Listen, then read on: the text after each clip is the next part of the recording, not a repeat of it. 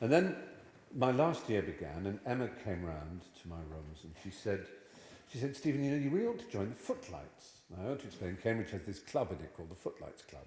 It's nothing to do with the university officially, it's just, you know, it's nothing to do with you don't get points towards your degree for it, it's all extracurricular. But it's famous, you know, John Cleese and Michael Payne, you know, and all the Pythons except Michael Payne and Terry Jones, so Peter Cook, Douglas Adams, who wrote Hitchhiker's Guide, an amazing roster of comedy, comic genius, had been in the Footlights over the past years, and Emma was in it that year as vice president, and she said, you know, Hugh really wants someone to write with, and I said, who's Hugh? She said, you know, Hugh Laurie. I said, who the hell is Hugh Laurie? She said, yeah, I introduced you. I said, when? She said, do you remember when I came to see you play Latin, and there was that? Oh, I said, oh, the tall fellow who went, hello. I said, yes. I said, yes. I said, oh. She said, anyway, he's president of the Footlights now. Hugh, to tell a little bit of backstory, he'd arrived at Cambridge to do one thing and one thing only, which was to row. His father had been an oarsman for England and for Britain, and won a gold medal at the Berlin Olympics, and beaten the Germans in their own country into silver. And his father had rowed 3 years in a row for Cambridge, winning every boat race against Oxford, which matters even more than winning Olympic gold. If you're from Cambridge, beating Oxford is far more important. Hugh had been to Eton College and he'd spent most of his time rowing, and he'd arrived to row, and in his first term he got glandular fever, what Americans call mononucleosis, you know, a disease that lasts forever and ever. A kissing disease, they used to call it, didn't they? So he couldn't row. So in his first term, somebody who'd been at school with him said, you're bloody funny, why don't you join the Footlights? So he joined the Footlights in his first year. And in his second year, he was better, so he rowed in the blue boat, in the boat race. And at the end of his second year, he claims he had these two choices. He would either, in his third year, be president of the University Boat Club or president of the Footlights, because he'd been in the Footlights first year. He claims he tossed a coin, and it was Footlights.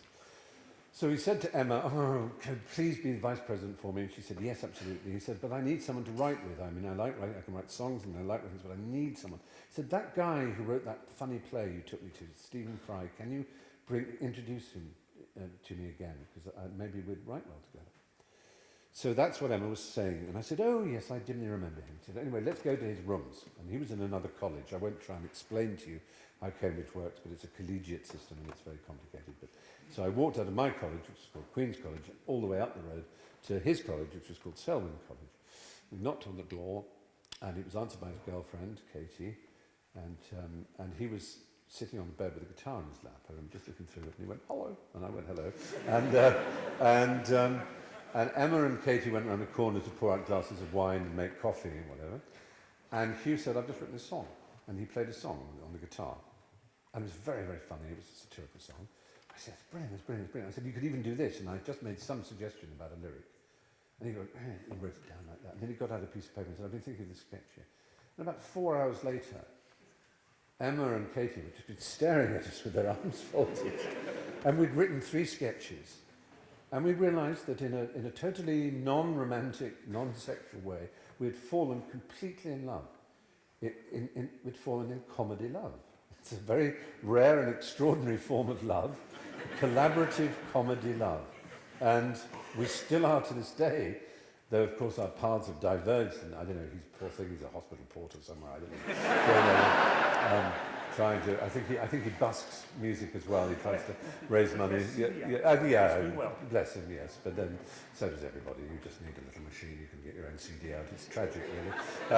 No, obviously he's done fantastic.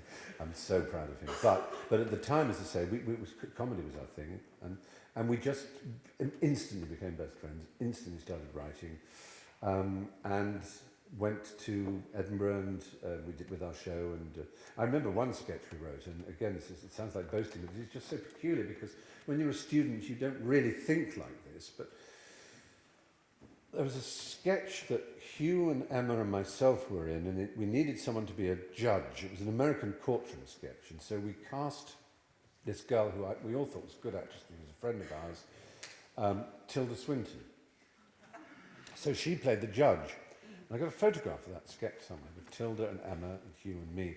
And you could put next to it 4 Golden Globes, 2 Oscars, 1 Oscar, and even I'm nominated for Golden Globe, won an Emmy and things. And so, not that I'm anything next to them in terms of their international American stardom.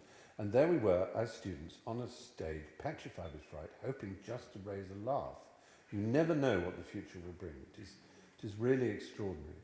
And I suppose that meeting with Hugh was, sometimes you can look back on life, not always, sometimes you can look back on life and say that was a hinge, and my life turned in a different way because of that meeting.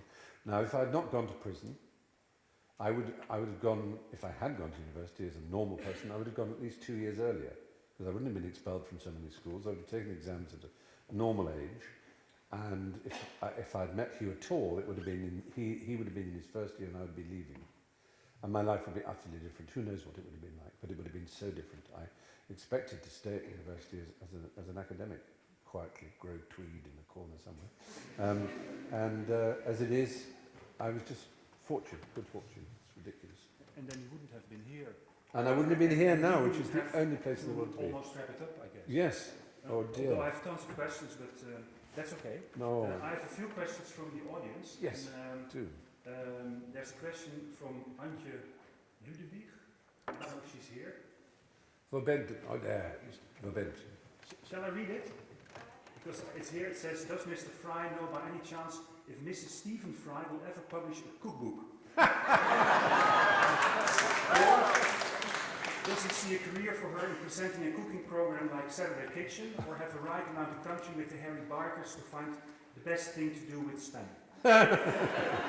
Well, those of you who are on Twitter may be aware that I have on Twitter I'm married to a Mrs. Stephen Fry, who is a most extraordinary creation who appeared out of nowhere. And is a very, some people think it's me, they think it's just me playing a joke, but it is genuinely someone else. And they are very funny and charming. They asked very properly, they asked my permission if they could call themselves Mrs. Stephen Fry. They've invented this remarkable persona of this downtrodden wife who, and she even wrote a book last year, which was a very successful book, really, about her life as my wife, which is so bizarre. It's a whole alternate universe, because everyone in Britain knows I'm gay and don't have a wife, and yet somehow on Twitter it works. So the answer is, yes, I hope she will produce a cookbook, as long as she doesn't try the food out on me. Okay, then there's a question from Patty. I don't know if she's around here, but maybe there are more Patties. This is Patty who has actually 2 questions. A, how does Mr. Fry feel about being a gay icon? My goodness. What would be Mr. Fry's ideal QI panel, dead or alive, fictitious or not? Wow. Mr. Wilde, Dorothy Parker, Miss Marple. Wow, that's very good answers there already, Petty. Gosh, as for being a gay icon, I don't know about that. I mean, goodness, I had the great good fortune of spending a fabulous afternoon just a few weeks ago with a real gay icon, the splendid Stephanie Germanato, better known to the world as Lady Gaga, who was fabulous fun. And I think whatever you may think of her musically or as in any other way, I have to tell you, is extremely intelligent, very warm, very funny, very, very engaging and likeable person. That's a true gay icon, because being gay and being well known is not the same as being a gay icon. I think gay icons tend to be women as a rule. Certainly, in the old days of the 1950s and 60s, when there was a secret code, there's a whole language called Polari that was spoken in England by gay people, which was a mixture of gypsy and what's known as back slang, which is where you say a word backwards. So, raya is hair, for example. And you say, oh, Varda the Dolly Raya, which means, oh, look at the good hair on that person. Varda, look at it. They're all strange mixtures of peculiar languages all put together. It was a subcultural language. And from it came the famous phrase, now very famous phrase, but in Polari, was the phrase is, do you think he's a friend of Dorothy's? I do think he's gay. Because Dorothy is the heroine of The Wizard of Oz, and all gay people, of course, worship Judy Garland. And therefore, a secret way of saying someone's gay is they say he's a friend of Dorothy's. And to this day, it's used as a phrase, is he a friend of Dorothy's? I always like W.H. Auden's word when he and Isherwood were in Berlin and so on. If W.H. Auden wanted to know if someone was gay, they'd say, is he so? Or occasionally, I hear he's musical. Which is very good. But I wouldn't know if I was a gay icon. It's a lovely thought. All I can say is if I wanted to put my serious hat on for the moment, I've just started making a documentary series called Out There, which is 2 one-hour programs which I travel around the world to see gay life in different parts of the world, and in some parts of the world, like the Sao Paulo gay parade of between 3.5 and 4 million I told you about, is quite extraordinarily inspiring. But in that same country, 2 nights later, I was sitting around the kitchen table with this incredible woman called Angelica Evo, whose son, Alexandre, at the age of 14 and a half, was abducted as he was walking home one evening, and taken, tortured for 2 hours. His face was beaten, and he was strangled then with his own t-shirt, left in wasteland. And it was almost exactly a year later I spoke to his mother, because she has worked tirelessly to campaign against homophobia in Brazil. So Brazil is a country that's come a long way. 30 years ago it was a military dictatorship. It's now a democracy. It's one of what are known as the BRIC countries, Brazil, Russia, India and China, that have hugely expanding economies. It is in many respects a very free country, but it is also every other day there is a murder of a gay, lesbian or transgender or transsexual person of some kind in Brazil. It's a very violent country as well. So moving around the world, looking at the extraordinary courage of some gay people. Russia I'm going to at some point, which is fascinating because Moscow is, is on the one hand is opening up, of course it is. On the other hand, there are right-wing nationalists in Moscow who every time gays try and assemble in the street will try and break their bones on the sidewalks, on the pavements. And they're an incredibly brave group of gay people in Russia who refuse to be shut down and frightened and will continue to march. So I don't know whether I'm a gay icon or not, but if I can do anything to help, if any person in the public I can do anything to help, it's easy for me to be gay. If you're an actor, it's terribly easy. If you live in the city, if you live in London, it's the easiest thing in the world. But it's those who live in the countryside, miles from a big city, or who live in a small industrial town, and they're the ones who can be bullied every day. Even here in Holland, I know I hear stories, and even in really tolerant countries. And too many young boys and girls commit suicide because of their sexuality, or are beaten and abused and treated terribly. So, although I bless the nature that I was given, I bless it because it connects me with people like Oscar and gave me the impulse to worship language and literature. I also am aware that for many people there's still a lot of work to be done. So if I was to be a gay icon in those terms, I should be very proud indeed. And the QI panel? Now, as the QI panel, yes. Well, obviously, it's incredibly important to have a barely sentient gibbering idiot on it. So we'd have to keep Alan Davis.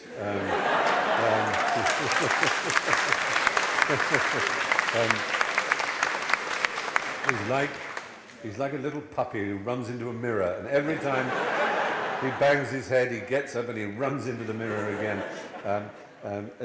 They've just started showing QI in the last few years in Australia, where it's taken off enormously, and Alan and I are actually going out, and I have an extremely complicated schedule, but just to give you a glimpse of it, as I go home back to England tomorrow, and then I'm off to Los Angeles to do some filming for this Out There documentary. We'll be talking to some, there's a gay retirement home in Hollywood.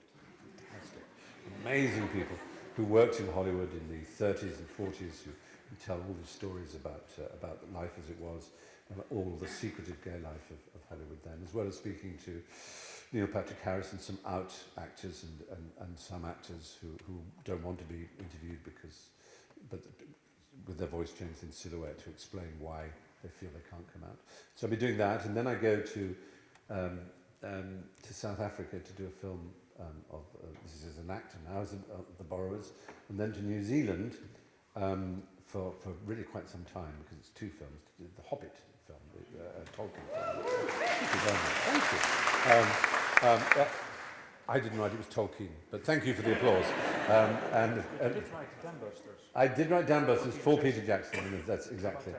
Well, very good research. I'm most impressed. So after, it's in the book. Down, you read the book, of course. But after the book, there's a period of Hobbit filming, and because QI's suddenly become really big in Australia, it's begged us. They've begged me and Alan. We said yes. Well, why not? Especially it's easy for me. I'll be in New Zealand. We'll nip up to America, to Australia. I beg your pardon. And we will do QI live on stage around with me and Alan and 2 other whoever they might be, 3 other I should say, Australian comedians to do it on stage. But as for who were the ideal, anybody with curiosity is the answer. QI, I mean, don't get me wrong, I don't hate pop music or sport or soap operas or the wonderful gift that the Netherlands has given the world. Reality television, Big Brother. Thank you, Netherlands. Thank you, Endemol. Thank you so much for that gift. We're all so fucking grateful.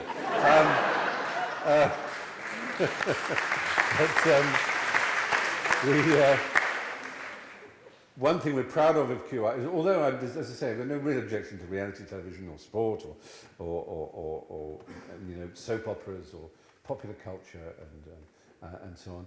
QI, it's just nice to have a little half-hour island in the television schedules in which curiosity and playing with ideas, as I was saying earlier, is the only thing that's required. So Oscar obviously would be magnificent, but also I would love, I don't know if he's a name that means anything to anyone in this room, Richard Feynman is one of my great heroes. No, you are, see, Dutch people are so well educated. So, you see, I say that in England, they go, no, is he a jazz clarinetist? What was he? In fact, if you do know Richard Feynman, he played the bongos.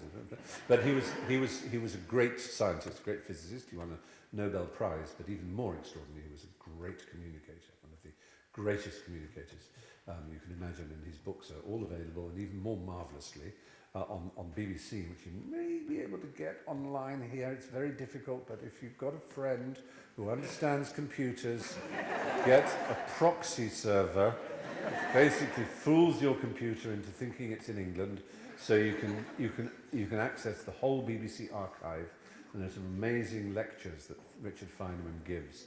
And he talks very simply. The first one is brilliant, about when he was a boy, and he had a little cart on wheels. You can see I put on my iPad here, I put a little sweep, and it had wheels on it. And he noticed that when he pulled it, the ball went to the back of the cart. And he asked his father why. And his father said, I don't know, it just does. And Richard Feynman was worried by this, and his father was worried by it. So his father was obviously a good father, took it upon himself to find out. And then Richard said, when he was 5, he said, if I'm in a train and the train is going at 70 miles an hour and I jump up in the air, why don't I go to the back wall? Why do I stand there? Why doesn't that happen? And he asked all these simple questions, and the answers Richard Feynman gives make the universe open like a beautiful flower. And there are very few scientists who have been gifted with communication and language in equal measure to numbers and the laws of physics, and he's one of the very, very few. So he would be my first choice, Richard Feynman, after Oscar, I think. And otherwise, I would probably have someone like Noel Coward. Noel Coward was once asked if he'd seen a particular television program, and he said, very waspishly, he said, television is not for watching, it is for being on. So we'll definitely have Oscar. No. Douglas Adams? And Douglas, I was coming to Douglas. He was one of my, he was beautifully guessed. He was one of my best friends. He died tragically 10 years ago, very, very, very much before his time. He created The Hitchhiker's Guide to the Galaxy, and he had also one of the most wonderful and inquiring minds. He could see things from all angles in odd ways. I can remember the first time I heard his radio series, Hitchhiker's Guide to the Galaxy, before it was a book. And in the first episode, the second episode, I think, in fact, Arthur Dent asks, what's it like going into hyperspace? And Four Priests says, it's awful. It's dreadful. It's like being drunk. And Arthur says, well, what's so terrible about being drunk? And Four Priests says, you ask a glass of water. That's the kind of mind Douglas had. Just fabulous. And I shared with Douglas, don't get me started on my next C, letter C, but this, I would bore you for the rest of the day. But it just so happened that in January 1984, I bought the second ever Macintosh computer sold in Europe. And I know because the shop was the only shop that sold them and had got them in. They said, you're the second person to buy one. I said, damn, I thought it was the first because I knew they were coming. And they said, who else bought one? And I said, well, actually, you never guessed. He's quite a well-known person. I said, who? They said, it's that writer, Douglas Adams. I said, 3 hours before me, being in the shop. But I used to go around. I lived in part of northeast London, about a mile and a half from where he did in Islington. And I used to go around to his house and knock on the door. His wife Jane would open the door like a mother when I'd say, is Douglas in? Yes, upstairs. Upstairs. And we'd play and play and play and play. And I was saying with Richard, I had dinner there not long ago, Richard Dawkins, the geneticist, the Oxford geneticist, and sometime professor for the understanding of science at Oxford. And he put it very well. He said, you know, when things like this come out, an iPad 2 comes out, he said, the real nuisance about technology as it develops now is you haven't got Douglas to tell you what to think about it. This is, I mean, you know, this is as close to the guide as you could get. I've got friends who've got, you know, covers with "Don't Panic" written in large, friendly letters. It saddens me every day that he isn't here to enjoy the technology that he predicted, and that to some extent he even helped come about because of the nature of his mind.